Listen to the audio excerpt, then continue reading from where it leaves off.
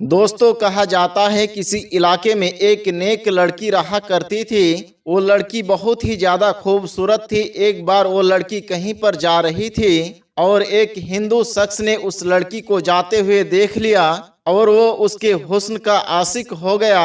वो किसी भी तरह से उस लड़की से बात करना चाहता था, उस लड़की को वो पाना चाहता था, यानी कि उस लड़की से वो शादी करना चाहता था, मगर ऐसा हो ना सका और उस लड़की की शादी एक मुसलमान शख्स के साथ हो गई। वो उसके साथ में बहुत ही खुश थी। इधर वो हिंदू लड़का उस लड़की के प्यार में पागल हो रहा था। वो हिंदू लड़का उस लड़की को दिलो जान से चाहने लगा था, मगर वो लड़की शादी करके किसी और के पास चली गई और वो लड़का कहने लगा कि वो लड़की शादी करके किसी और के पास तो चला गया है, मगर मैं कभी भी उसको सुकून के साथ रहने के लिए नहीं दूंगा, उसका सुख चैन मैं छीन लूंगा। उसके बाद वो शख्स एक काले जादू करने वाले बाबा के पास चला गया और उसने उस लड़की और उसके शौहर पर काला जादू कर दिया। उस लड़की का शौहर बहुत ही अच्छा और नेक इंसान था और वो इसके काले जादू के असर में आ गया था। इसीलिए अब वो लड़का उदास उदास सा रहने लगा था और इसकी वजह से उसको शुरू के 5 साल तक कोई औलाद नहीं हुई। उसके बाद में वो किसी के कहने पर अपनी रूहानी इलाज करने के लिए चला गया। बहुत इलाज करवाने के बाद उसे आखिरकार उसके घर में एक बेटी पैदा हुई। उस बेटी को घर में बहुत चाहते थे, मगर उस बच्ची का बाप उस लड़की को देखना भी नहीं चाहता था। मगर फिर भी वो औरत बहुत खुश थी कि घर में रहमत तो आई है। वक्त के साथ साथ इसके बाप भी अपनी बेटी को चाहने लग जाएगा। उसके बाद तकरीबन उसकी बेटी 8 महीने की हुई। फिर एक दिन एक फकीर बाबा ने उनके दरवाजे पर आवाज लगाई। उस औरत ने अपने एक नौकरानी से कहा कि उस फकीर को कुछ सदका खैरात देकर भेज दो, मगर वो फकीर जिद करने लगा कि उसे उस घर के मालकिन से मिलना है, बहुत ही जरूरी बात करना है। हालांकि वो औरत किसी के सामने नहीं आती थी, मगर पता नहीं उस दिन ऐसा क्या हुआ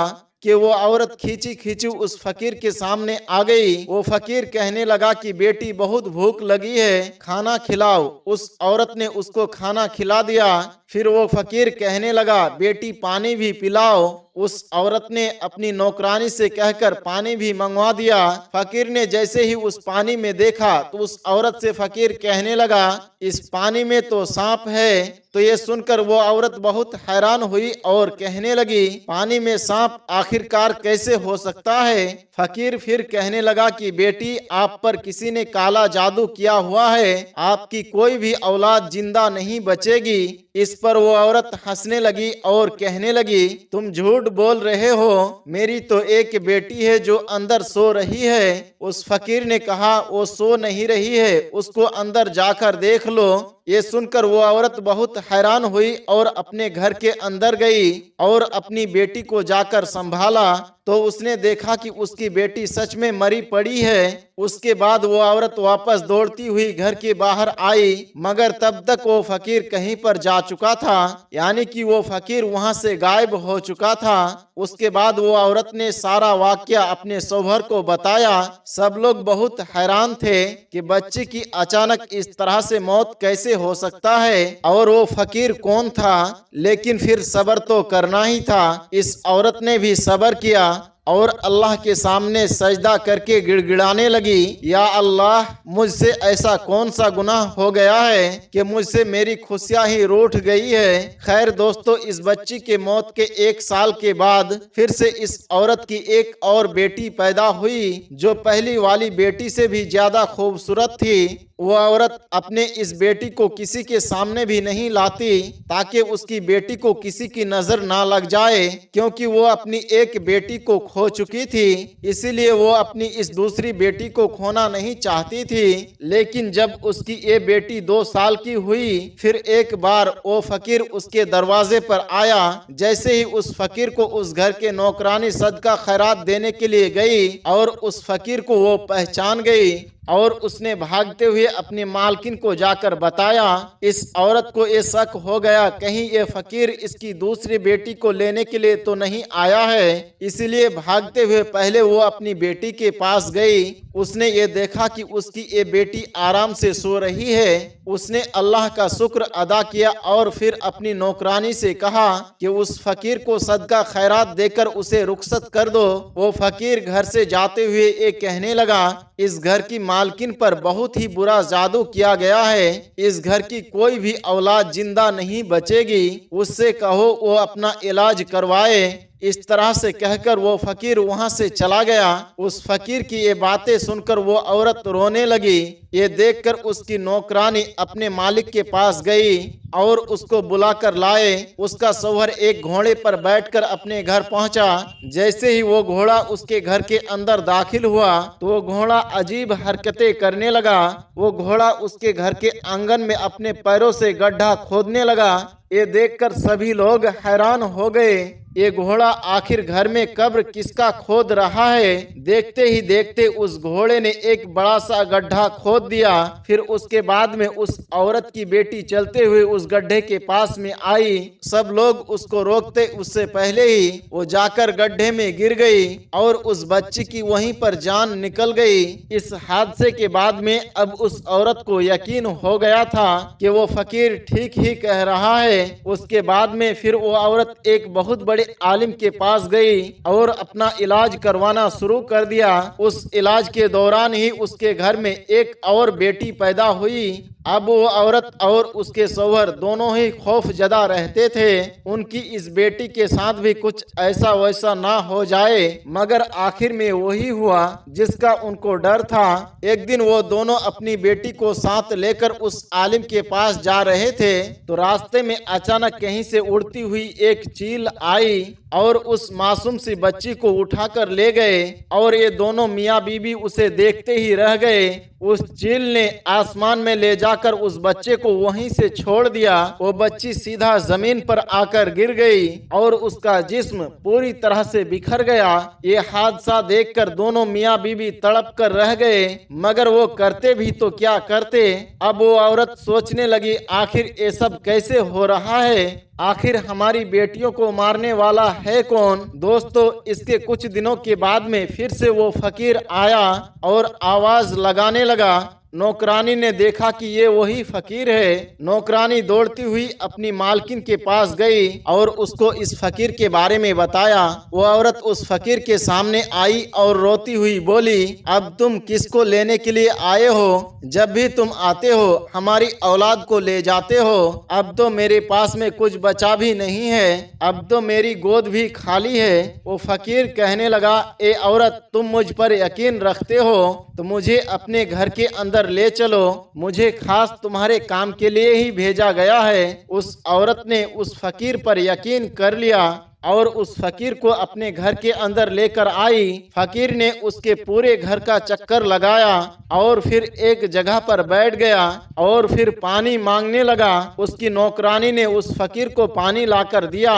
फिर फकीर ने काफी देर तक उस पानी पर कुछ पढ़ता रहा और उस औरत से कहा कि देखो इस पानी के अंदर तुम्हें क्या दिख रहा है। जैसे ही उस औरत ने उस पानी के अंदर देखा तो एक जोरदार चीख मारकर पीछे हट गई, क्योंकि उस पानी में एक बहुत ही बड़ा काला सांप बैठा हुआ था। फिर उस फकीर ने कहा कि बेटी, देख लिया ना, तुम पर काला जादू किया गया है। इस काले जादू से तुम्हारे पेट के अंदर एक काले सांप को बैठा दिया गया है जो आपके हर बच्चे को मार देता है। फिर वो औरत कहने लगी, मेरे तो सभी बच्चे सही सलामत पैदा होते हैं। तो उस फकीर ने कहा, तुम्हें खुशियां मिलती जरूर है, मगर फिर वापस छीन ली जाती है। आपके बच्चों को मारने वाला कोई और नहीं बल्कि वही सांप है जो तुम्हारे पेट में बैठा हुआ है। वो औरत कहने लगी, मगर बाबा, मेरा दुश्मन कौन है? वो कौन है जिसने मेरे ऊपर काला जादू किया है? तो फकीर कहने लगा कि बेटी, एक गैर मुस्लिम लड़का तुम्हारे पीछे दीवाना हो गया था। जब तुम्हारी शादी किसी दूसरे लड़के के साथ हो गई तो फिर तुम्हारा सुख चैन छीनने के लिए उसने तुम्हारे ऊपर काला जादू करवा दिया। अब अगर तुम चाहती हो कि तुम्हारे ऊपर से काले जादू का असर खत्म हो जाए, तुम्हें औलाद का सुख मिल जाए, तो तुम्हें एक मुश्किल घड़ी के साथ गुजरना होगा।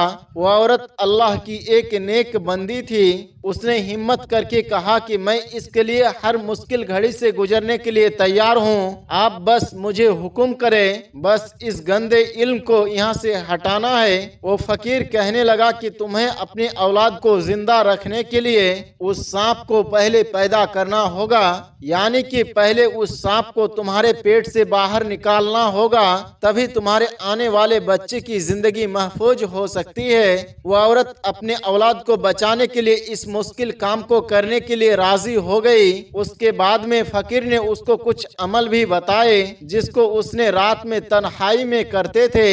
फकीर ने उस औरत को ये भी बताया कि वो सांप तुम्हारे पेट में मौजूद जरूर है, मगर वो अंदर बढ़ नहीं रहा है। अगर तुम उससे मोहब्बत का इजहार करोगी, यानी कि अगर तुम उससे कहोगी कि ये मेरा बच्चा है, मुझे इसको पैदा करना है, तो फिर तुम्हारी वो हर बात को सुनने लगेगा, फिर तुम उसको अपने पेट से बाहर निकाल सकोगी। उसके बाद ऐसा ही हुआ। वो औरत अपने पेट पर हाथ फेरते हुए कहती कि मेरे पेट के अंदर जो भी है वो मेरा ही बच्चा है, मैं उसे दुनिया में लाना चाहती हूँ, मैं उसकी माँ हूँ। उस सांप ने उसकी ये बातें सुन ली, फिर वो सांप उसके पेट के अंदर बढ़ना शुरू हो गया। इस औरत ने एक बूढ़ी दाई माँ से भी बात कर ली थी, जब भी मेरे यहाँ बच्चा पैदा होगा तो मेरे पेट से कोई बच्चा बाहर नहीं आएगा, बल्कि हो सकता है एक सांप बाहर निकलेगा, मगर तुम डरना मत। वो बूढ़ी औरत भी हिम्मत वाली थी, वो इसके लिए तैयार हो गई। फिर एक दिन वो वक्त भी आ गया जब उस औरत ने एक सांप को जन्म दे दिया, लेकिन उन वजीफों की बरकत से वो सांप जिंदा नहीं बल्कि मुर्दा हालत में बाहर आया। और अल्लाह का करम ऐसा हुआ और उस सांप के साथ में उस औरत ने एक बेटे को भी जन्म दे दिया। वो औरत उसके सामने सांप को देखकर बहुत हैरान हुई। वो सोचने लगी कि वो किस तरह से अपने पेट में एक सांप को पाल रही थी। फिर उस औरत ने अल्लाह ताला का शुक्र अदा किया। फिर उसके बाद में अल्लाह ने उस औरत को एक एक करके और 2 बेटे अता किए जो बिल्कुल ही ठीक और सही सलामत पैदा हुए। काले जादू का असर अब पूरी तरह से खत्म हो चुका था। उसके कुछ दिनों के बाद वो फकीर बाबा उसके दरवाजे पर आया। वो औरत कहने लगी कि बाबा, कुछ बुरी खबर तो सुनाने के लिए नहीं आए हो ना? अब तो मेरे बेटे भी बड़े हो गए हैं जो बिल्कुल सेहतमंद है और मैं हर रोज उनकी लंबी उम्र के लिए दुआ भी करती हूँ। तो ये सुनकर फकीर बाबा ने कहा कि बेटी, इस बार तुम्हें बुरी खबर नहीं बल्कि अच्छी खबर सुनाने के लिए आया हूँ। तुम पर जिस हिंदू शख्स ने काला जादू करवाया था वो फिर से तुम्हारे ऊपर काला जादू करने के लिए जंगल में चंदन की लकड़ियां काट रहा था, तो उसको किसी बड़े से काले सांप ने डस लिया और वो लड़का वहीं पर तड़प कर मर गया। ये सुनकर वो औरत बहुत ही खुश हुई और अल्लाह का शुक्र अदा करने लगी। प्यारे दोस्तों, आपको अगर वीडियो अच्छी लगी हो तो इस वीडियो को ज्यादा से ज्यादा शेयर करें और अभी तक आपने अगर हमारे चैनल को सब्सक्राइब नहीं किया है तो सब्सक्राइब करके साथ में लगे बेल आइकन को दबाना ना भूलें। हम मिलते हैं फिर एक नए वीडियो के साथ, तब तक के लिए हमें इजाज़त दें। अस्सलाम वालेकुम व रहमतुल्लाह।